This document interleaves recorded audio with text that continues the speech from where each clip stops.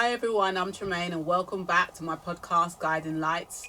And as I said before, we're here to have discussions about topics that are very important to people and also help people on their healing journey, help some people find inner peace and inner happiness and just really, discover their best version of themselves. And I really want to invoke further further conversations and also shed some light on certain topics. So today we're going to talk about self-love and how that can impact your mental health, and I've got some great guys with me, my guests. I'll let them introduce themselves. Let's start with the man on my left. Hi everyone, my name is Marcus. I'm the head of learning and development at Universal Music, and I'm also a DJ. I'm 33 years old, and I'm here with my two cousins on the right, and looking forward to chopping it up and getting to discuss the topic. I think it's really important. So yeah. Okay, the other man in the black. Hi, my name is Richard. I am a football agent. I was formerly a professional football player.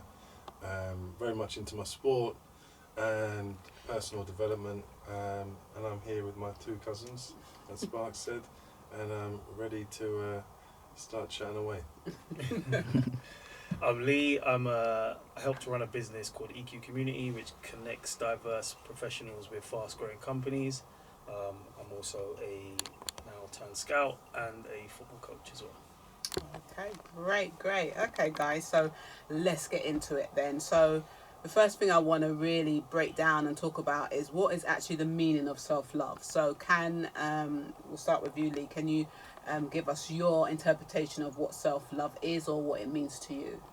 Yeah, so for me, it's about taking the time to create your own peace of mind, focusing on self, and really taking the necessary steps to look after yourself in all facets. Okay, all right. We'll go to Mark. Yeah, I can only echo what Lee just said. I think it's really about switching off and taking time for yourself, because in this life that we're living right now, it's just all about the hustle and the waking up and grinding and before you know it, and just go getting, and before you know it, it's the days have passed, the years have passed. So self-love has to be factored in, I think, to just the day-to-day, and as much as you can, even if it's just watching your favorite show in the evening or something like that, but it's just having that time to really reflect and stop and pause, essentially, and remember that you come first. I totally agree. And Richard, have you got anything to add to that? Yeah, I think just adding to that, another angle of looking at self-love would be almost like the barriers you put around your life,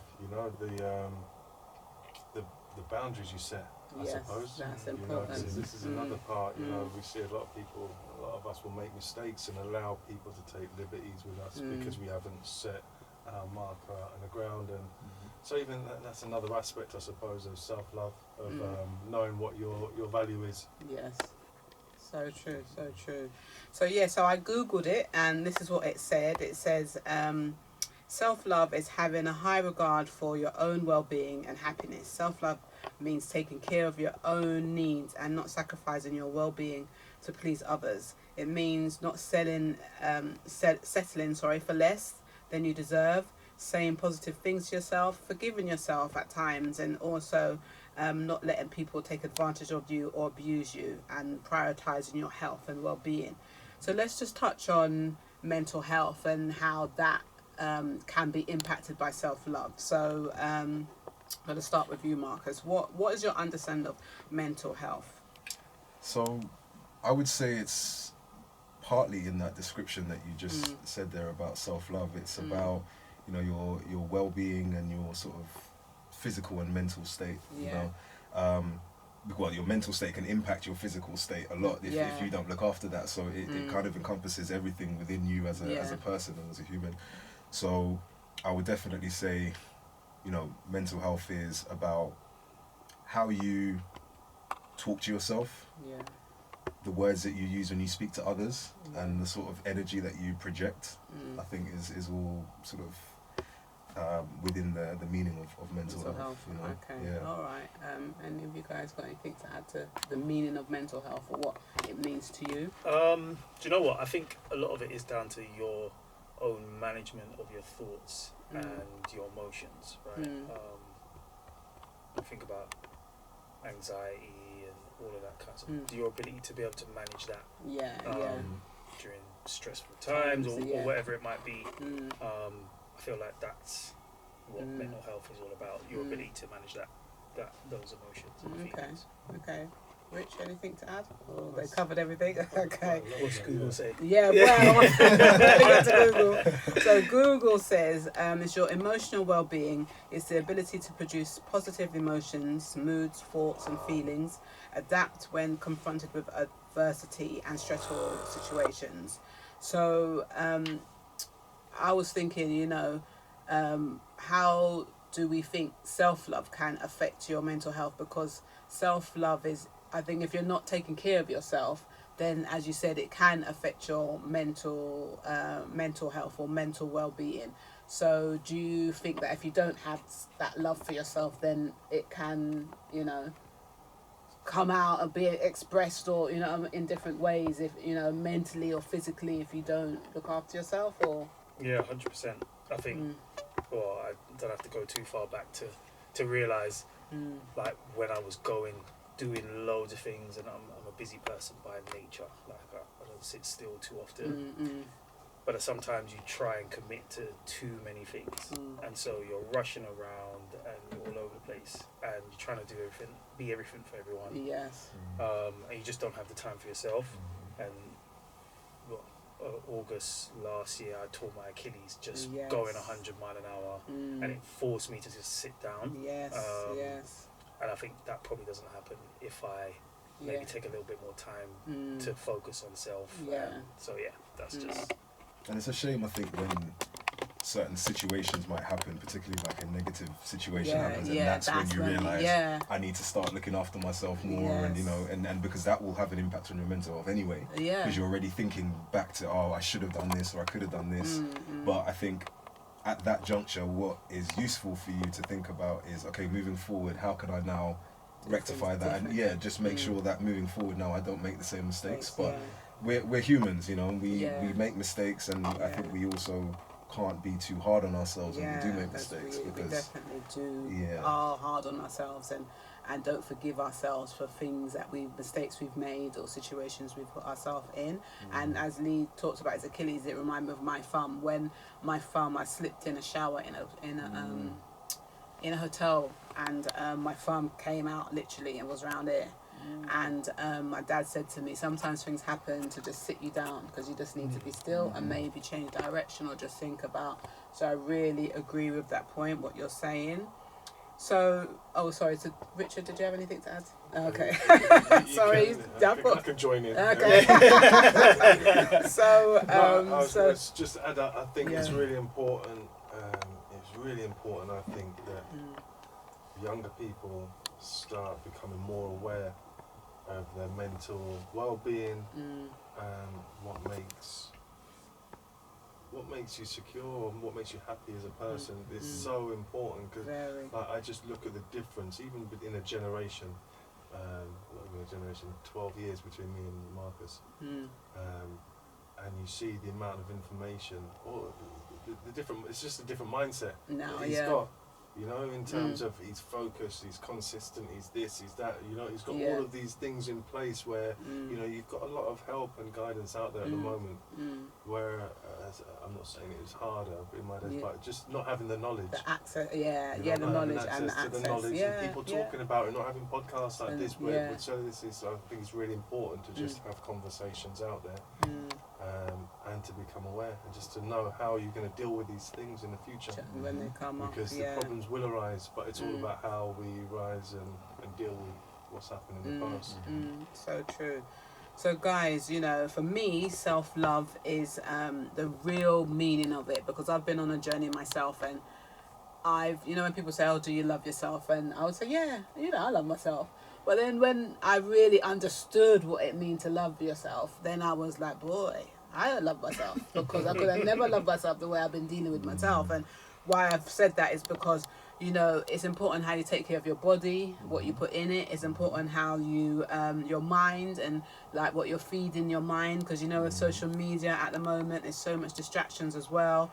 And also, there's so much tasty unhealthy food, and it's just trying to not eat certain things. And then a big part of socializing is alcohol, and as you can see, we're going to call this some self-love, yeah? But I'm drinking the rum punch, you know, we're sipping on a little something. But yeah, so, you know, alcohol was a big part of socializing, and doesn't mean that you have to do it, but, you know, from guys' point of view, how do you manage that? Because if you're taking care of your body, like, why are we drinking, why are we smoking, why are we eating certain things, you know? So how do you guys manage that? I don't know who wants to. Well, he's the I was gonna say. normal people. I was a personal trainer once upon a time, and so, you know, getting that knowledge, that additional knowledge about health and, you know, diet and also physical information is important to know. But then, you know, it's not like every PT knows or is living their life perfectly. Do you know what I mean? So at the end of the day, it's always been for me about balance. Like, balance has been the key word that I always use for myself. It's what I used to use for my clients as well, in just saying no one's expecting you to be perfect. And what is perfect, you know? Yeah, because in your head, a perfect, or the version of perfect for you could be, I don't eat carbs and I don't eat this and I never drink alcohol and I never, but for someone else it's like, you know, well, maybe once every week I do this, or every other week I, you know, so it's kind of whatever works for you. But ultimately, you know, you'll start to see and feel certain differences in your physical and mental state if you do abuse things. And that's the key word. It's if when you're starting to abuse things, that's when I feel most people start to feel an impact. Yeah, the effects of it. And the effects of it. Yeah. And then the foods, because, you know, me and Lee are always talking, because I'm always seeing something on the internet. Oh, you know, you can't eat this, or this happens when you do that. Like, you know, Lee, how do you manage, like, eating healthy, and you knowing that you just saw a slide that said if you eat cheese, then, you know, you're eating what is cheese, is fungus and stuff. So how do you manage? Do you know what? Healthy eating. To be fair, like, Mum always says to me, everything in moderation. And I think that's whilst it's an old saying, I believe that to some degree. Like, obviously there's just some stuff that are not good for you, but ultimately I try not to eat, for example, red meat too often. But if I see oxtail or curry goat, I'm gonna eat. Yes, like, I know it's hard. The oxtail has me every time. Like, so it's making sure that, okay, I know I'm going to do that once in a while, but to offset that, I'm going to try and eat a bit healthy here and there, and maybe do the fish, do the chicken, strictly. Maybe try and throw in a few vegetarian stuff now and then. But yeah, I think that it's just, like Marcus said, balance. And if you can find that happy medium where you don't feel like you're sacrificing everything and you can't be a part of all the social events and whatever else that we have a whole heap of, then you find your way through that. I think it's just being. I think the key word is discipline as well, right? Because if you're disciplined and you're living a life where you adopt discipline in different areas, so whether it's at work, whether it's with your diet, whether it's if you're, you know, working out, if it's with your training, I think that's where you start to, and it can start with one element, and then it can often start to trickle down into other areas, I find. You know, but you have to have the mindset of, I want to be disciplined, and then when you start from there, and it can just be in small increments, it doesn't have to be everything you're disciplined, because it's not an easy thing to do. No, you know, and particularly it's when not. it comes to diet. You know? I've been there many a times when, you know, one thing I know, like, if I set my mind and I'm determined, I will do it. But you see, when I reach that goal, I'm like, got little space, man. Got little space. I gotta eat this. So that's what happens to me. So I'm trying to make it a lifestyle, and also try to make it consistent. But this journey, I've really not been like, okay, I'm gonna lose this much weight by this much time. I'm more like, every day, okay, Tremaine, my intention is to your intention is to eat more healthily today, or you're not going to have too much snacks, or, you know, I'm going to work out today. I just take it day by day. you know, and just not be attached to the outcome. Because I find when you're not attached to the outcome of things, That's true. you know, it just works out for you, and it's Yeah. just less pressure and thoughts and stuff. But it's a process, isn't it? It's changing that process. Yeah. Yeah. Once you've got the How you process think. in place, Right. then things can work a bit easier. But like I had an I've got very little discipline when it comes to working out, as Yeah. you would attest to. You know, I'll try and work out maybe once every couple of months. You know, I'll have a Yeah. little couple of weeks spell, and then I just won't do anything. Food. I watched one of these stupid conspiracy things. What's it called? Cowspiracy. Cowspiracy. I watched two of these documentaries on not eating chicken and Meat. meat. Trust me, I didn't eat meat for about 2.5 years. I watched the Yeah, documentary. that's what happened the to day me. after. What the hell? So yeah, the day after I didn't eat meat for like 2.5 years, but Yeah. didn't have a backup plan. I just watched it. I thought, nah, Yeah. I can't have that again. Yeah. I didn't know what else to eat. Yeah, You know, it's so very I was hard, trying yeah. to get into this vegan thing, but it's very difficult unless you got a bit of knowledge. Yeah. Start cooking for yourself. But I just cut out chicken. I didn't eat chicken for a good 2 years, 2.5 years. Yeah. And it's only last month when Yeah. Shauna cooked the oxtail. Big Nah, up man. Shauna. Big up Big up Shauna. Shauna. And listen, before let's just have an intermission. A food intermission. The biggest big up has to go to Auntie Lorna and Uncle Vinroy. But Lorna and Vinroy, listen, every Sunday I've just fit myself into this family.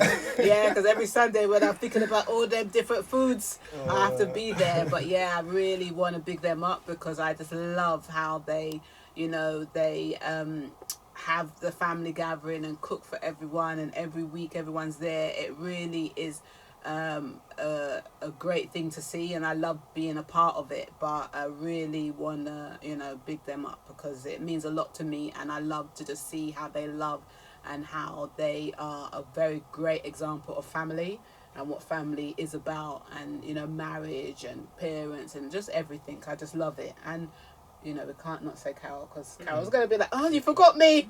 Name everyone. Yeah, basically. But yeah, okay, all right. So let's move on a little bit. So one of the things I wanted to ask Richard is, what do you know, why do you think subscribing to society's view of a real man can do more harm than good? Because you know, there's a real man is what, strong, and you have to muscles, and you have to, or you're into badness, or you know. So what was the question? Why do you think subscribing to society's, you know, understanding of a real man can do more harm than good? Well, you hit me with this one, but you know, you'd like to think that everyone will grow up and have enough space to grow in this life as they wish, without having to subscribe to any Labels or any labels, or any descriptions like that. But you know, like I've got a 4-year-old now. I want him to be happy to express himself in any which way he wants. That's where I see life. I want him to be happy. I want, you know, I've got no reason to say you need to do this, you need to do that. I'm quite liberal to that extent. So I wouldn't be looking to conform or let anyone put me in a box. And I think these are the biggest problems that we have. yeah. You know, when you're told to look like this, or act like this, or speak like this, or walk like this, or dress like this, you know, when you fall short of all of these things, that's when you can have a lot of mental distress. Yeah. And, you know, that can lead to depression. I haven't gone to that yet, but these are all the types of things where you set all these obstacles in front of you, which aren't really real. They're Like, not who cares realistic. what you look like? Who cares what you Yeah. dress? Who cares? But these are all of these little barriers or framings that we put in our mind. I think if we can get rid of them, to allow people to grow free. Yeah. It's tough though, isn't it? Because when you turn on the TV or you listen to the radio or you watch a music video, like there's an imagery that but comes and you're with just that seeing it over and subconscious, over and like, over again. pushing. Yeah, that same like, image. that rhetoric of you got to be strong, man. Like what are you supposed to be? As a man? Like who told anyone that these are the boxes you need to check to be classed as a man? Like I think unfortunately, there is a standard that whoever designed it has put up there, and people are just trying to chase something that's really just unrealistic. Yeah. But also, I was going to say, it takes away from your, you know, because they say what it takes to be a man. Maybe I don't know if you're getting at that, but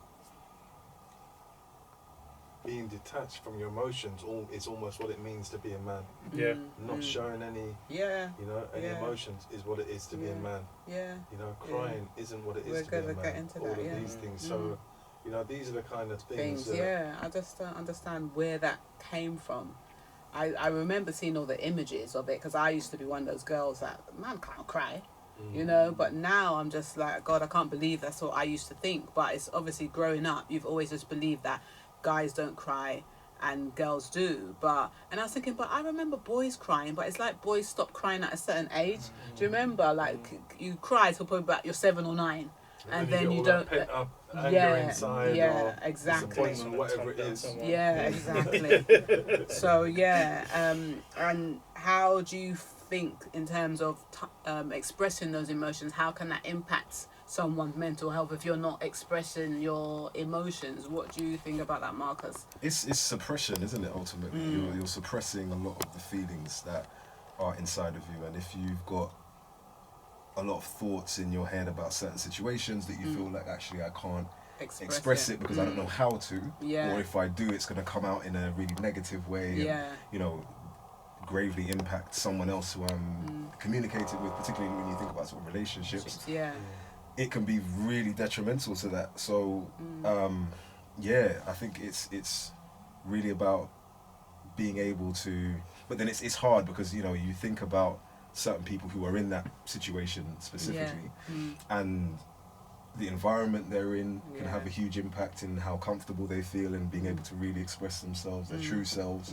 And, you know, even if it's having one person that they can confide in to be able to say how they really feel or whatever, that can be literally non-existent in their life. I think it's important to know that it's safe to express your emotions. And as a kid, like you're saying, nothing wrong with it. there are times you get told you can't cry, you're a boy, don't man up, all of these things, and then as a boy, young man, and you you're start hearing suppressing it over things. and over you again. don't want to cry. It's not okay to be sad or upset. And then you know, wonder and then why people just do something, you know, it but just even blow. then in relationships, I think one of the biggest problems we have, I've had, and a lot of us probably can attest to, is just lack of good communication. You know, being able to say, I'm unhappy and I need you to do this, or you know what I mean? And so these behaviours aren't really being encouraged into us from a young age, and maybe that's the last generation as well, being told you can't act like this, you can't feel like this. And I feel like the new generation of parents, like me included, I didn't know much, but I've seen my son's mother, the way she would always ask about his emotions and his feelings, and he's only 4, but she would say, how do you feel? Are you sad? Are you upset? Like he might get angry, dash something, break something, but back in the day he would have just got some licks. You would have. But now you're asking about his emotional well-being, and maybe that's a good place to be. Definitely. We've grown up with "We Are Cry For." Let me You get want to something get something to cry for? The famous line. And it's funny. Probably it's maybe a question more to drink, throw back to Richard as well. It's like, and I've been in the environment as well. I'm sure Sparks has got some stories to tell as well. But just in terms of the environment that certainly we've been in a lot in terms of the football realm, and that over masculine energy that is there, and that of you got to be the strongest, the alpha. Do you know what I mean? And it's that competitive. You can't show weakness. You can't show emotions because that is deemed to be, you know, people are playing on that. And so being in those environments also help to kind of feed into that narrative, reinforce that, like, you can't cry, you can't show vulnerability, and so we take that into our everyday life. So you said about the communication stuff, definitely been shocking at that over the years, do you know what I mean, in terms of relationships that I've been in, and just feeling like, you know what, why I'm not going to cry about it, I'm not going to ask for help, I'm just going to do it myself because that's what I've been told, and because it always just like, just get on with it, man up. you know, and it's just sad because it's funny, like it seems society feels that the women get to do all of that stuff. We get to always talk about how we feel in our emotions, but the men don't get that. And I think it's very important because, you know, women in relationships, they say, oh, he's emotionally unavailable, you know, or he doesn't have to express his emotions. But I think a part of that is what we're saying here, that men have felt like they can't express themselves, or they don't know how to, you know, so it's just dealing with that. And I was watching a podcast, Charlemagne the God had a well-being expo type of thing, and it was a group of guys, a panel, and they were talking about men being vulnerable. And one thing that one of the doctors said, he said that tears from emotional stress or trauma, so if you cry, it says when you cry it contains 98% of water and stress hormones that get excreted from the body, and that's why when you cry you typically feel better after. Because, you know, well, for me, when I cry, especially if because I don't cry often, but when you do have cry, is that it's weird, your whole body feels different after you've cried. So I definitely do agree that it does probably let out something, some emotional stress or whatever it is, built up energy in you. So but I know a lot of men are very uncomfortable to cry, or they just think they just don't do it, you know. But I think it's just like a suppressed thing as well. But this is something that's been learned from the age of what, 8, 9, 10. Yeah. So even if you ask me if I was really upset now, I'd probably really struggle to cry in front of everyone, but and be vulnerable in front of everyone.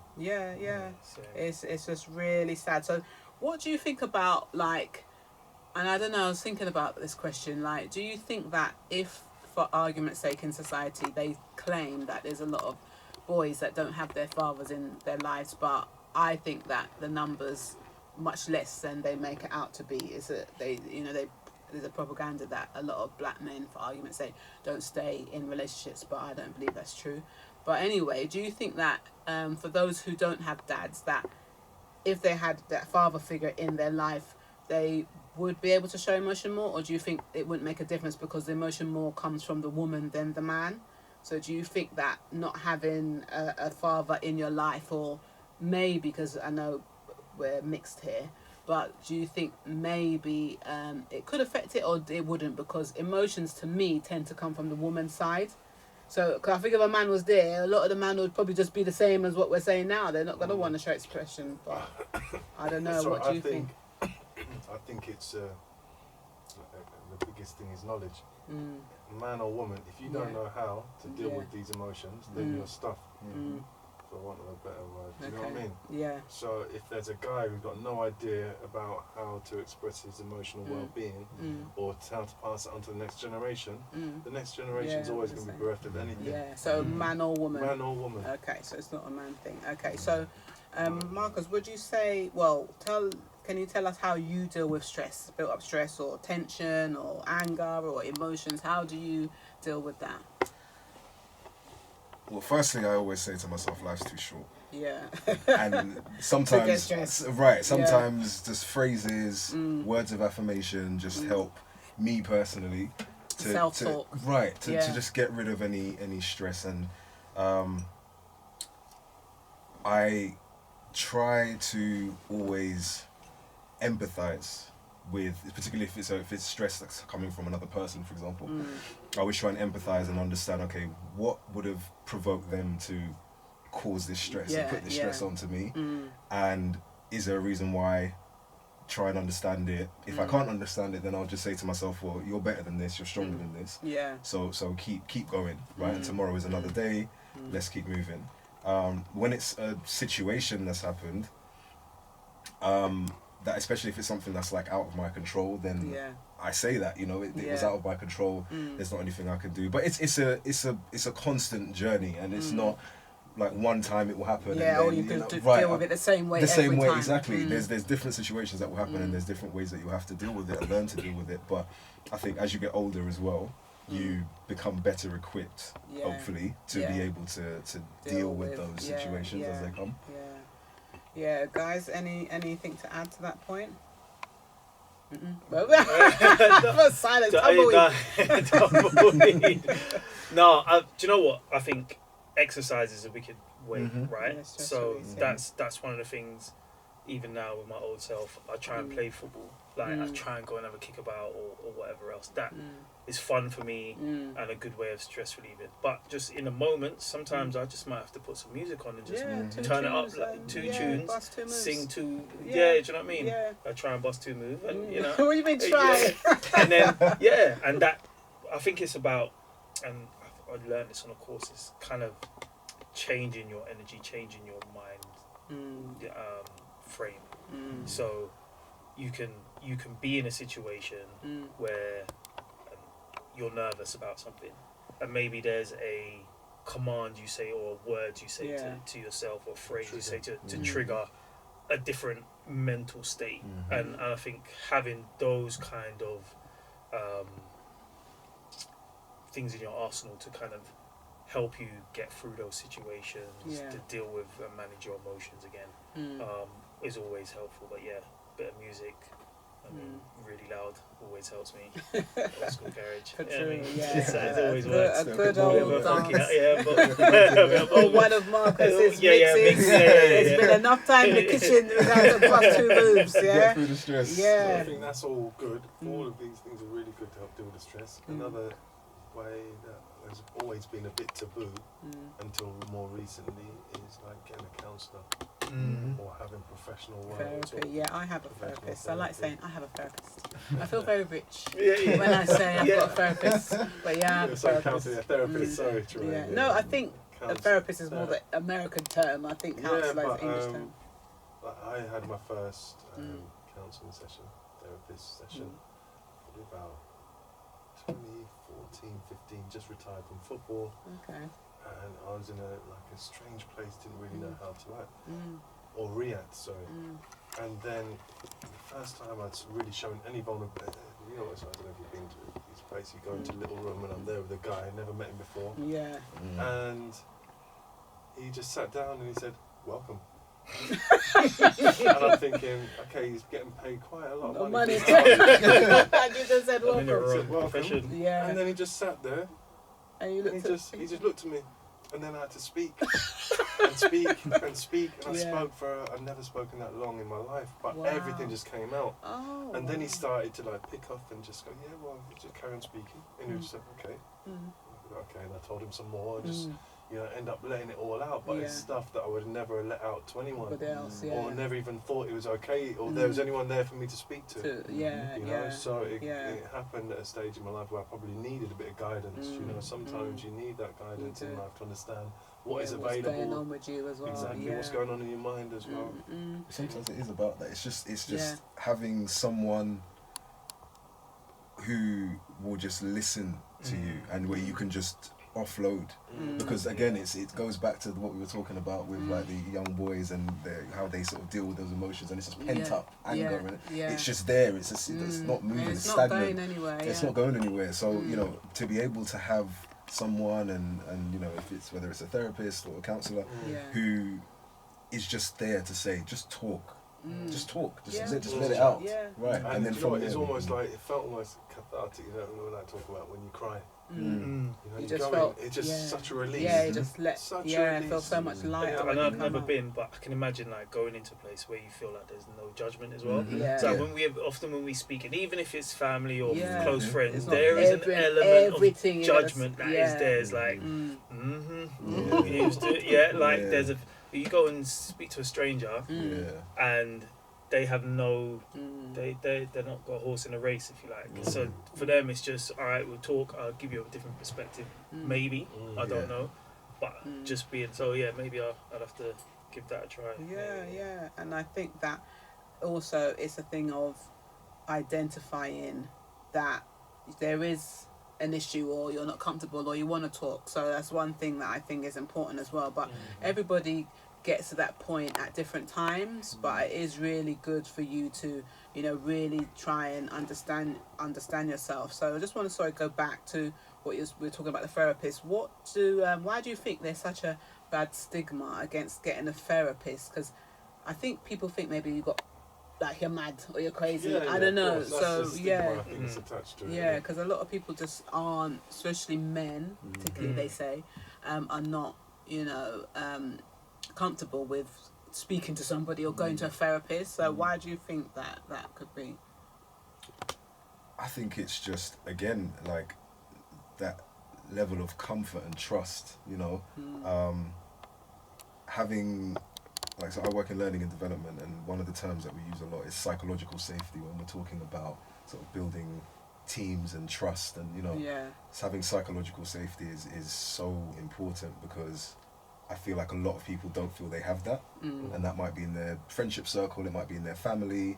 Again, every circumstance is different, but I think having that allows you to feel, as Lee said, you know, that there's no judgment attached to it. And I think that's a lot of it, what it is for men in particular, I think, is the judgment. It's like, I don't want people to, I don't want to say this, and it's out there now, and anyone can now judge me, particularly if it's a group of people, even if it's one person. I don't know how much I can trust that this person will know this thing about me and not go and feed it in, or it comes out, or, you know, use it against me. And I guess there's an element of being vulnerable and, you know, letting that guard down, and then thinking, you know, what are these people going to do with this information, or just I just don't want to feel, because sometimes, you know, some of the stuff that you talk about to a therapist, or you realise maybe you might have an issue with, that's hard to deal with or accept or understand, you know. So maybe that as well, people just don't want to feel that pain or that, you know, trauma. True. I think it's harder to confront the pain sometimes than it's harder to confront and change than it is to just ignore it and just go, that'll go away, and, you know, bury your head in the sand. So I think to really, like, I think the first few counselling sessions I had, it took a while to really break deep, to go deep, where you thought, God, I trust him now. And then I go, okay, well, have that bombshell, and have this one, and have this, and what do you think about that? And, you know? And then it was just literally, it felt so great, because it just felt like I just let everything that has been in my head, trapped in my head for the last 20 odd years come out. So why, so you're not going anymore? Why did you stop? Because it's bloody expensive. First of all, Welcome. That pissed me off, actually. Welcome. And I'm thinking, nah, you're meant to be the professional, and I'm talking. Why am I doing all talking and I'm paying you? But that's how it works. But why did I stop? It's expensive, and that's not an excuse, because I should be able to find, if I've got money, I should be able to put it there. And it is really important. It is really important, but it's that consistency. Maybe I haven't been in the right space myself, speaking honestly. You know, I've had a lot going on, and then your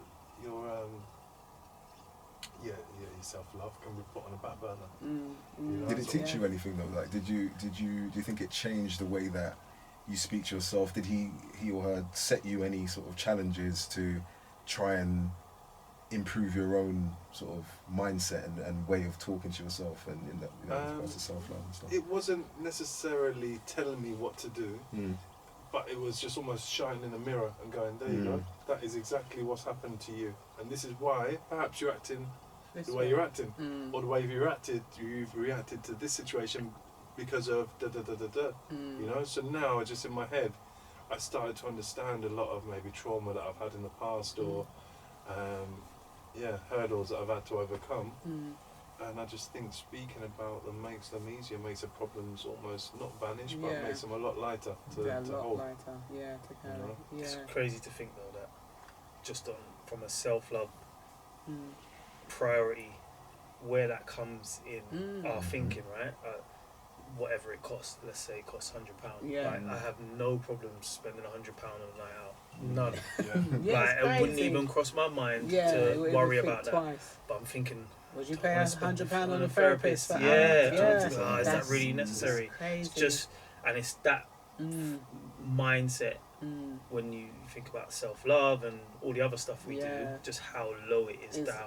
And from a male perspective, I agree, but you look at maybe advertising has got a huge part to play in it as well, because we will quite easily go and spend £100 on anything, be a night out, anything before we would actually put our money into ourselves. You know? But it's true. And you know what you mentioned past experiences, Richard, and the next thing I wanted to go into was, you know, how your experiences as a child and or through life, how it can impact your self-belief, your self-love, your self-worth. Because for argument's sake, if we just touch on the self-love part, I think that parenting or the adults or people that we grew up amongst has an impact on how you see yourself and how you love yourself. And one thing with Caribbean parents, you know, they're not going to be coming out and saying, oh, I loved you and this and that. And, you know, some of them, they're not great with affection. And I've had this conversation a couple of times over the last few weeks. And when I spoke on Sun City Radio, the show that I'm on every week, 104.9 in Jamaica, I said to my aunt, you know, did your parents tell you that they loved you when you was a child? I said to my aunt, did they tell you that they loved you? Or did, you know, your mum ever give you a hug? And she was like, hug? How was that? Spell it. I was like, she was like, hug me. She's like, no, never. And my parents never told me they loved me.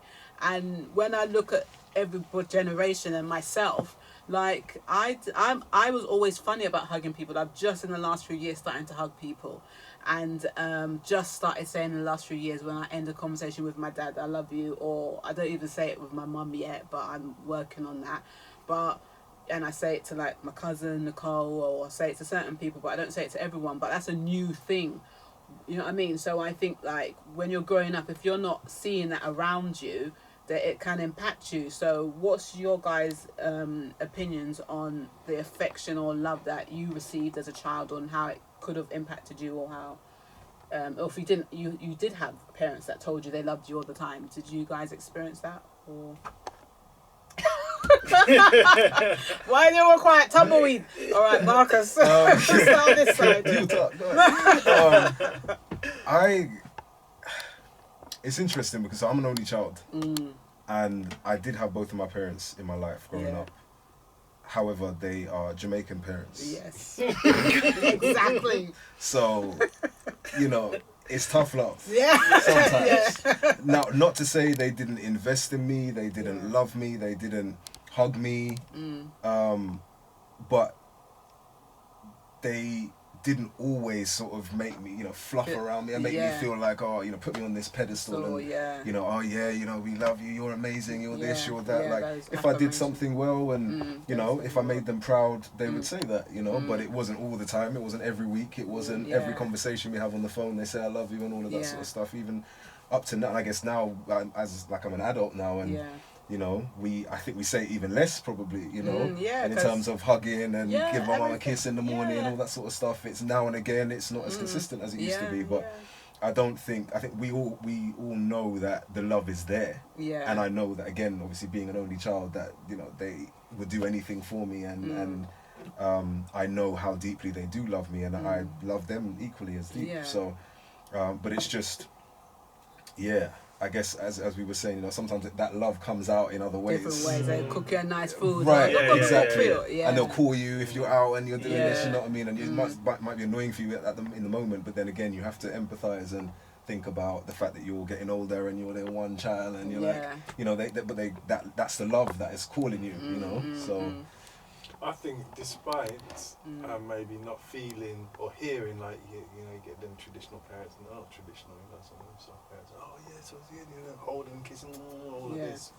We didn't get any of that, but I don't think there's any ever doubt. There's no doubt to the love that was there. Do you know what I mean? No, So it's I almost agree. just a different. I agree. So you see, like my family, no one's very tactile at all. Everyone goes in, we have a hug, and but it's very that's. Do you know what I mean? It's very surface level almost.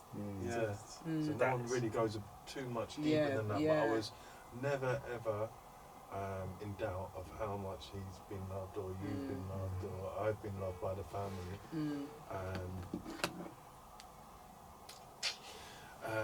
Sorry, Jodie. But anything to add? I guess from my perspective, slightly different. Because I'm probably the only one who didn't know my dad growing up. And so coming back to your original question about how it affected me not having him around.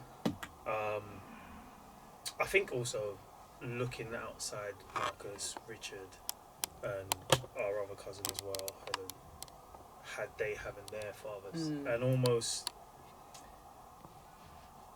you feel the love, Mm. but you know it's not all yours. Yeah. Do you know what I mean? Mm.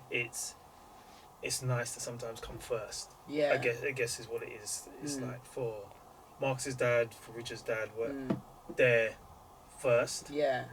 and not having that is Mm. maybe it's a different. Yeah. It See, feels yeah, different. Yeah. I It know feels the different. feeling. Yeah. I And definitely understand that. don't get me wrong, Yeah. like I'm probably closer with their parents Yeah. than probably they are sometimes. Yeah. But it doesn't quite Don't feel the same. And, yeah. and it's just different. We're lucky. Mm. Like our family's close. Yeah. Like Christmases, birthdays, Mm. just a general weekend. Every week, yeah. like we just always together. Mm. So you never feel isolated. Yeah.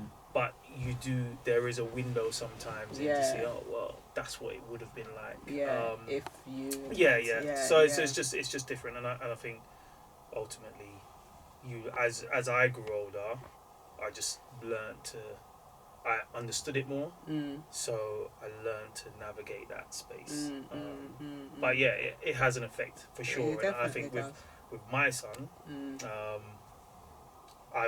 because of my experience, I've gone the total opposite. Yeah. Whereas I'll do anything and everything, Yeah. and to make sure that he'll never ever have to turn around and say, "Dad, you didn't do nothing for me," or Yeah. "You weren't there when I needed you." Mm. And sometimes that's at the detriment to my own Yes. self-love. Yeah. Yes. care, but Yeah. like I'll do it for him. Yeah. Do you know what I mean? Yeah. So yeah, that's Yeah. So it's crazy how your experience. I'm not sure I understand. Siri doesn't understand. No, these robots, you know. Yeah, your childhood experiences and potentially traumas can definitely impact, I think, a person's self-love or belief of themselves. And just if we went the opposite way and said that if you have a person you look up to or your parent telling you that you're stupid or you're ugly or you're black, you know what I mean? There's things that for the black bark that you will start to believe it. So it's important the words that we use around young people or around each other, because sometimes I know people that in their older ages, and I won't say the age, but one friend can say something and they hold on, they would hold on to that point. So it still affects people now when someone says something and it might just be in jest and they might not have meant it, but a lot of people do hold on to things, and but one of the things I wanted to touch on as well is like dealing with stress and certain situations, how I deal with it. For me, I really think to myself, Jermaine, it's not about you. And I'm really having a better awareness now that a lot of the time that I know it's something that's going on with that person, and it's not me particularly that is the issue. And before you take things personally or what, and then you can meet them with that same energy or aggression. But now I more take a step back and I think, okay, why would they say that? And I'm thinking, you know what, I think that this is going on with them or something's going on with them. So I really try not to take things personally, because a lot of times you see people smiling and everyone's good, but we don't know what's going on in their lives.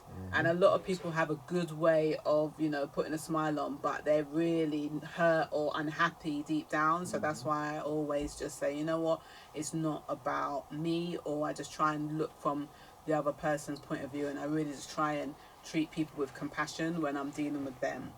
So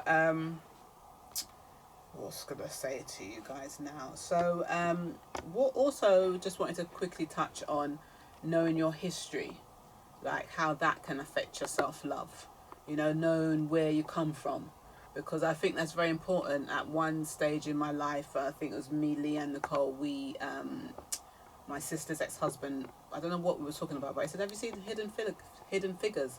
And I was just like, Hidden Figures, I've never heard of that. And he goes, yeah, no, watch it, it's really good. And I told Lee and Nicole about it, and we all watched it together. And from that, watching the first one, second one, and then starting to learn about Black history and our history, it's like I had a different self-worth. Because I was like, God, we did enough things in that. Like, I didn't know there was so much things that Black people did, or, from our history that we did first, or, we have the richest man, Matza Musa, I think his name is. Yeah. Yeah, and a lot of stuff I learned, and it gave me a different feeling, and that's when I started to feel like, you know what, I can have my own business and I can do this. I don't know, but learning about my history definitely made me look at myself, my people, and life and humans different. So what did you guys know your history growing up? Did your parents teach it to you, or and if they didn't, do you think that would have had an impact on how you look at yourself or feel about yourself? I think, well, as the eldest one, I Yeah. think we always grew up in a place where we were aware of our history, where it was there. It's in paintings, photos. It's, you know, with the stories that we hear from our parents, our grandparents. So I think it's very important to understand where you've come from, especially in a world where there are so many subconscious biases that we hold, and that can lead to insecurities. You know, to do with, you know, you feel insecure about being black in this country or being black in another country, in America, for example, because of what we're continuously being told. And for me, it was. I remember all these songs coming out when I was young, and my dad would constantly play them family. Constantly play them, just promoting pride in being black. But then, like, the thing that really aggravated me was getting into the football industry and realizing that all of a sudden I started to see colour. I didn't really see it for a long time, but then that's when you start to see that other people see colour. This is one of the things that I found hard to deal with. So rude awakening. The lack of equality sometimes, even on smaller levels, but a lot of these things really, like, I wouldn't say affected me to a certain extent, but one of the most powerful things was just having the family around, always just promoting, you know, the positivity around your culture, around your history. You know, never ever backing down, never you know, tarring it or, you know, looking back with bad words. Really, you know, everything was quite positive about where we came from. Definitely. I remember Marcus Garvey above his bed at one stage. Did you? Yeah. It was named after him, I think. Yeah. Oh, is it? So, Excuse me, that's Marcus. So like those images. And like I don't remember anyone saying to me, "Oh yeah, that was because of that," but you just kind of see it, and it's that image is always with me, and so I've always remembered it. But I think, again, coming back to the family thing, we were lucky. Our grandparents were in Jamaica. Certainly, we went back regularly. My sister lived out with them, so every summers, Christmases, I would go back with my mum, and so I had real firm roots in Jamaica. And we all did. I remember there's enough stories. Yes, that's why I was laughing, because I just remember the story, and yes, you're going to have to tell it. The story where, I was going to say the cow jumped over the moon, but that's not the story, but you know the I'm story going to I'm be talking corrected, about. I'm surely, but I think we went down, might have been our granddad passed away. This is in Jamaica. This is in Jamaica, and we went down to country, don't ask me. And we went, it was at Aunt Mercy, I think it was. And like, just, all I remember, and I must have been young, so all I remember is me and Rich were messing around with this cow or bull or dinosaur, whatever it was, and messing around and it just went woo, and the way we shot down this hill, jumping over the poo as we're going down the cow, it was like, that's the memories I have of Jamaica and sort of our family background and heritage. So I always have strength in that. I guess as I've got older, I've learned the wider historical context of black people and where we come from in Africa, and something I still haven't been, but we need to go and learn a little bit, dig a little bit deeper. But through songs, through our family heritage and history, I certainly feel like I've got a good sense of pride and value in myself through that, and that's certainly been helpful for when you walk into those rooms where you're one of.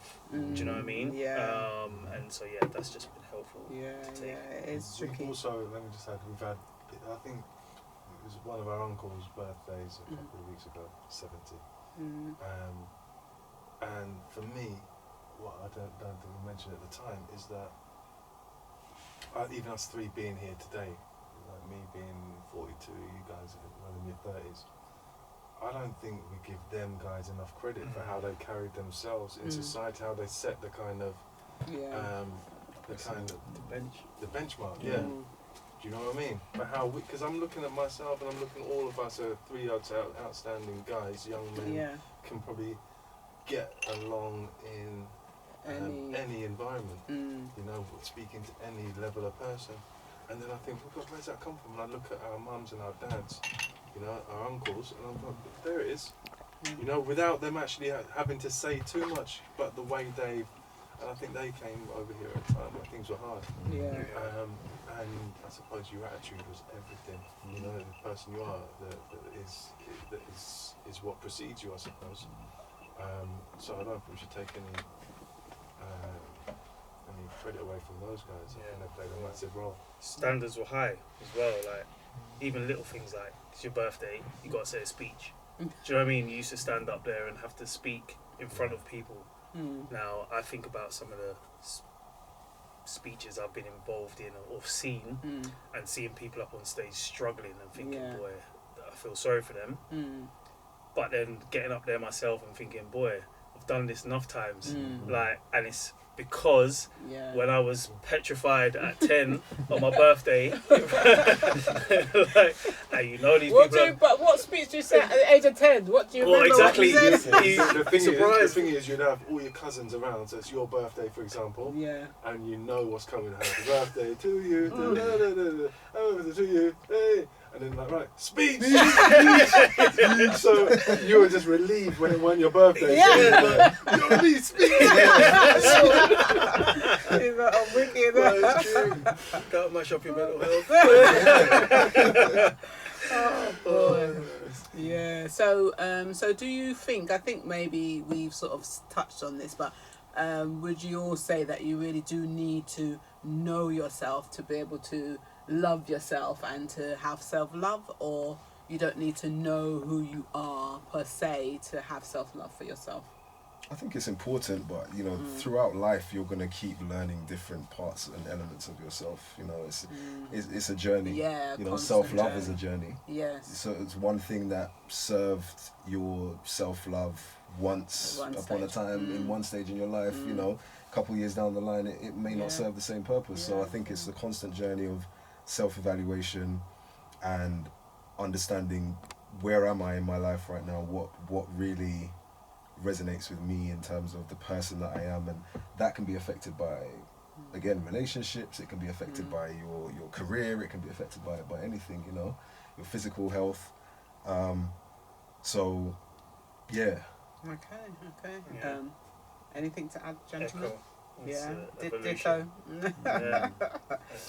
Okay, right. So I want to do some affirmation cards. So I'm going to kindly ask our producer to check my bag, and there's a box of affirmation cards. But the last question I wanted to ask you guys is, what advice would you give to your 15-year-old self, or a teenager, or a teenage boy, sorry, should I say, about self-love? We'll start with you, Richard. Find out about it. Do as much research as you can. And then, for me, I'd just make sure I'd surround myself in the right circles. And like you said earlier, we become almost a product of the environments that we put ourselves in, right? Yeah. And I'll just make sure. And I think all three of us have been fortunate enough to have had good role models precede us. And then it almost makes your decisions going forward, like, because we couldn't just bring back anyone to the house, to the family. Do you know what I mean? You have to come with, I'm not saying you have to be loaded, or you have to come with a certain amount of respect. Do you know what I mean? Otherwise you're not coming back to the house, girlfriend, friend, or anything. So I think this is one of the key parts. What would I say? I would say be conscious of your emotions and how you're feeling in the moment. Address it and don't suppress it. Find someone that you can offload to.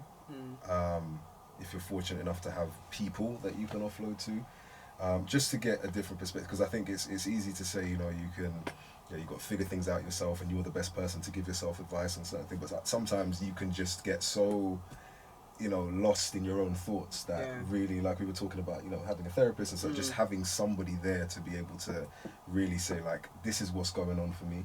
I'm just throwing it at you. If I can even get a different perspective that can help me to think outside of this box that I've put myself into, you know, I think that is so important for young people as well, particularly with this whole social media driven world that we're living in. And if, you know, you reference age 15, I think that is like the pinnacle age right now for like that social media is your life, right? Isn't it? Social media is just everything until they're almost using social media as a platform to get advice about situations that they're going through and have, like we said, they've got access to all of that now.